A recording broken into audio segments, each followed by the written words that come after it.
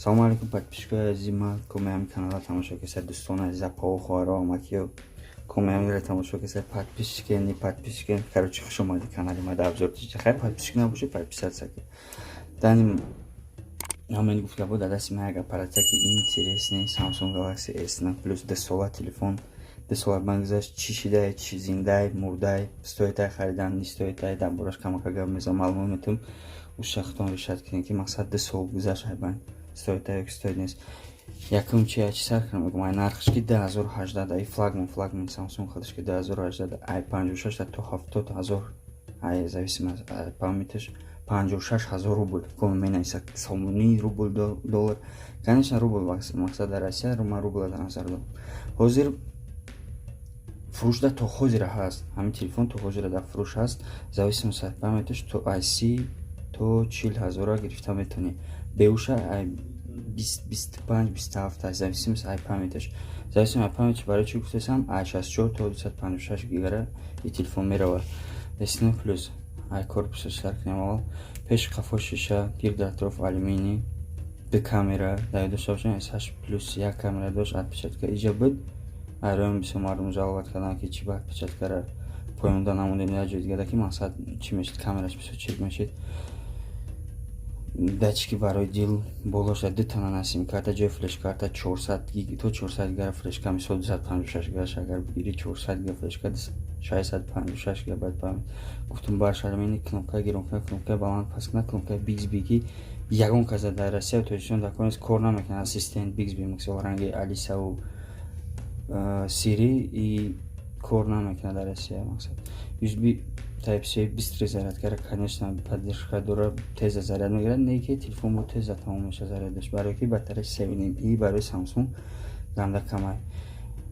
Наушник, ҷои наушник 7.5 разъёма монда банд хайрати ҳамешта ба калонкои AKG боло поён, мисол бо ҳам микрофон дора ина.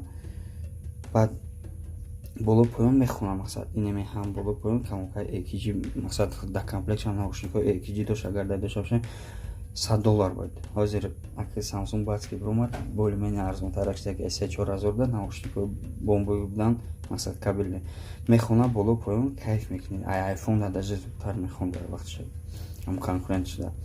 Бистрый зарядка гуфтум бо беспроводной зарядка дора, бомба тоже удобно меёи поставка рамони телефон заряд мегирад. Самое главное Samsung ча экранаш конечно изогнутый. Мисол S7 Edge дар дошта бошем настолько изогнутый буд ки мисол меҷакади даст ягон программа да случайно медромад. Ай хеле мисол более-менее удобнитар кардагиан телефон чашади диагоналаш экран супер AMOLED космос просто. Ами экран агар ба iPhone 11 Pro Max сравним ки iPhone 11 Pro Max азора даже S8 майдак ай мида зудтара кай. Камака газшен доса лампа амадан телефон 2 сола байн рафта, дизайнш то ҳозира саврмени. Агар барои гирифтан логои пафс намисол гаштанда телефон то ҳозира ҳар кас анда ҷамира позволит кардан наметавонад ки мисол 22000 рубл мақсад 3,5-4,000 сомон агар хато накунам дар телефон беуш. Экран инем экран 16 миллион света нишон метавад. Мақсад экран короче космос. Ба вигара неметавам экран кисачи. S8 там бад S7 ами супер AMOLED ҳамашон ам тера ки мисол як картинка ра мемони ё як режим мемони и чанд режим дор экранаш хелиш ба автоном алиш мекуна. Ҳамира агар мақсад дар як режим нигоҳ кунӣ вигара недода метавонад. Ва барои ҳамун як картинка ра монда наисен кисачи ба давомаш нашод камера, дута камера 12 мегапиксел ҳардаш пеш 8 мегапиксел фронталка чи плюс дора мақсади фронталка. Мисол аватар эмоджи меган. Аз ма обязательно ҳама суртоиро мепартондам вақти видео шояд. Аватар эмоджи дора, хата мисол сканер 3D сканер мекунад, кстати экранш ҳам 3D дора, и ҳам 3D сканер мекунад. Хата мисол WhatsApp да ягон видео смайли рой кананда не хата симка мекунӣ рой мени. Так. Камера гуфтум, камераш автофокус, стабилизация ҳама тарафа ҳама чиш то ҳозира бомба гуфти гапода мақсад вай чӣ гуфтанем да ҳам ду камерара инеми диимша фақат дар як режим живой фокус дар гирон карда метавонӣ. Ана автофокуса чӣ гуфтам ки автофокусаш ганда продвинутиай چه پردیم تا مثلا آزمون صورت رو میکنم میفهمید در پرکتیک مقصد این اینجا میکاپ یک قرار میکاپی ایش افتا خیره میکنه این پره روشن میکنه مقصد نه چه بفهمونم تو اینجا روشن میکنه حاضر من صورت رو میمونم برای که جمعو سیمکا کسیم گفته نه میتونم کامera короче کامرام بومبا من یک پروسه کورت که ابزار گفتم بکنم در براش بگم تونم در مقصد کیس چند کس نمیشه اسنا پلوس سیمکا که процессор Exynos 9810 окта нормальный бомба Snapdragon несту неке бомба оперативный память 6 ҳама 6 мея 626 664 628 656 ана эсни худаш озуш 4 мея вайта хай эсни плюс да бора эсни плюс бигем память гуфтам ҳам фикс кстати IP68 так обязательно поддержка дорад мақсад руи овлоида мезани телефон ягон балош намезана озуш яъне оперативный памяташ 6 то ҳозира почти любой бози яъне любой бози ҳастай поддержка дора бозӣ мекунӣ кор мекунӣ телефон лагад намекунад функсия двойной экрана мисол дора мисол тоштай нахе мекунӣ айҷа вай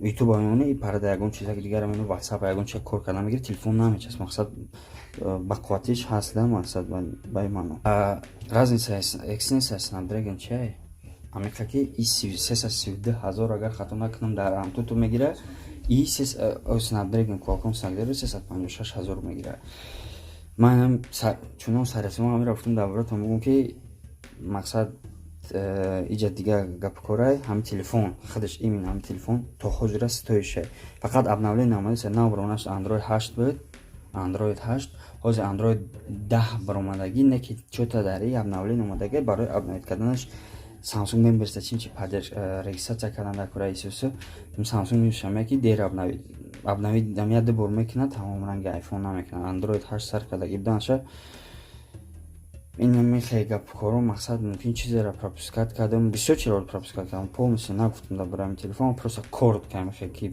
نایستند برای اسنا پلوس که اینم کورد که 10020 تلفن استوری تا گرفتم بگی پشیمون نمیشی обновить که нам деклар курд ки то Android 10 камераш ҳам то ҳозира бомбай начну симка ҳама чи дора фронталкаш ҳам то ҳозира симка IP68 поддержка батареяш севиним кам гуфтам некез без теза пурмаша беспроводной зарядка ҳама тарафа телефон бомба ягон дар надора мадан ричнага хадам ки сна плюс истифода мебарам махлай дизайншам то ҳозира современи совет метам бигирен барои ҳаминам коротка гап ҳозир як ду суратакорам мегире мемонем туна фронталкаша сёмка мекунам гап мезанам туна ушахтон решат кен телефон просто космос процессоршам бақувват ҳама тарафа барои ки флагман ба бигирен барои ҳамин коротки бахшиш да полностью подробно нагуфтам барои ки обстоятельства гуфти гапо ҳамин гап поддержка кунен лайк монен комментарий кунен